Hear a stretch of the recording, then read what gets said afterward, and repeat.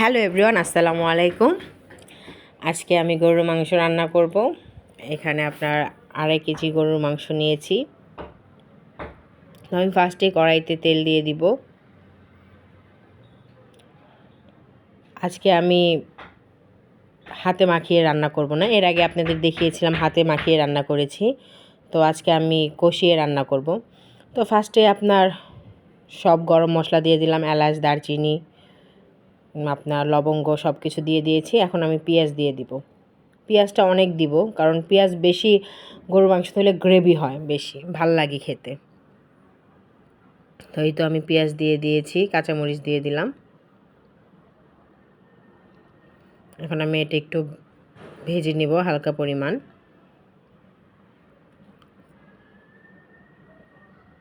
এখন আমি আদা রসুন দিয়ে দিচ্ছি। যেহেতু গরুর মাংস, এর জন্য তেল মানে অত পরিমাণে দেই নাই, কারণ গরুর মাংসতে আপনার এমনি চর্বিও আছে, আবার গরুর মাংসতে তেল বেশি থাকে, তো এর জন্য তেল অত দিব না, জাস্ট পরিমাণ মতো তেল দিয়ে দিয়েছি। এখন আমি এটা কষিয়ে নিয়েছি। এখন আমি এখানে সব মশলা দিয়ে দিব।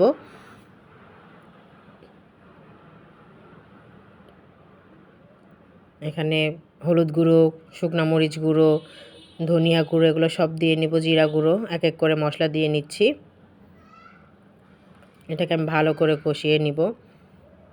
তো আপনাদের সাথে আরেকদিন শেয়ার করব গরুর মাংসের অন্য একটা রেসিপি, যেটা অনেকে খেয়েছেন বা অনেকে খাননি। এটা তো এই ঝাল ভুনা তো সবাই খেয়েছে, তো ওইটা একদিন শেয়ার করব। এখানে অল্প পরিমাণ আপনার গরম মশলা গুঁড়ো দিয়ে দিলাম। এটা এক্সট্রা দিলে কি হয়, এটার ফ্লেভারটা মানে ভাল লাগে, ফ্লেভারটা সুন্দর আসে। তো এটা আমি এখন ভালো করে কষিয়ে নিচ্ছি মশলাগুলো দিয়ে। এখন আমি এখানে পানি দিয়ে নিব। আমার হাতের গরুর মাংস আমার বাবার মানে খুবই পছন্দ। ও বাইরে গরুর মাংস খেলেও বলে যে না, তোমারটার মতো হয়নি, তোমারটাই বেস্ট। এর জন্য ট্রাই করি ওর পছন্দ মতো রান্না করার। তো এই যে এখন আমার কষানো হয়ে গিয়েছে, এখন তেল ছেড়ে দিয়েছে, আপনারা দেখতেই পাচ্ছেন। এখন আমি মাংসগুলো দিয়ে দিব। এই যে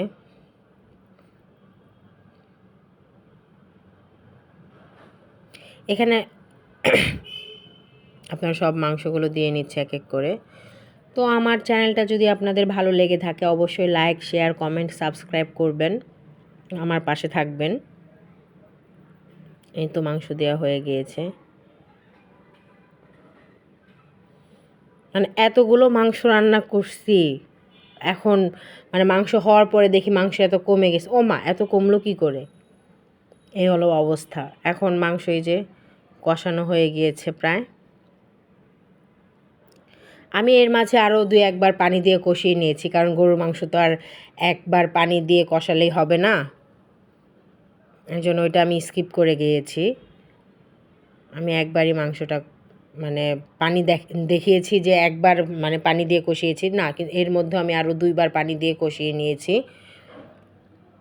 আপনারা ভাববেন হয়তো বা একবার পানি দিলে এই গরুর মাংস মানে হয়ে গেল, এর জন্য আপনি ক্লিয়ার করে দিলাম।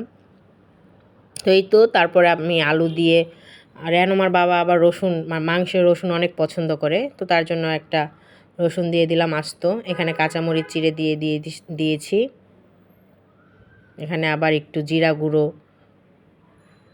একটু গরম মশলা গুঁড়ো দিয়ে নিব।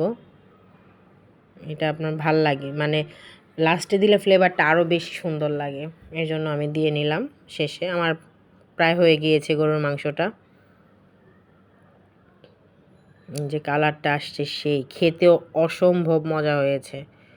আমি এখন এটা বেড়ে নিয়েছি। এই তো বেড়ে নিয়েছি। তো ভালো থাকবেন আপনারা, সুস্থ থাকবেন, আমার জন্য দোয়া করবেন। আল্লাহ হাফেজ।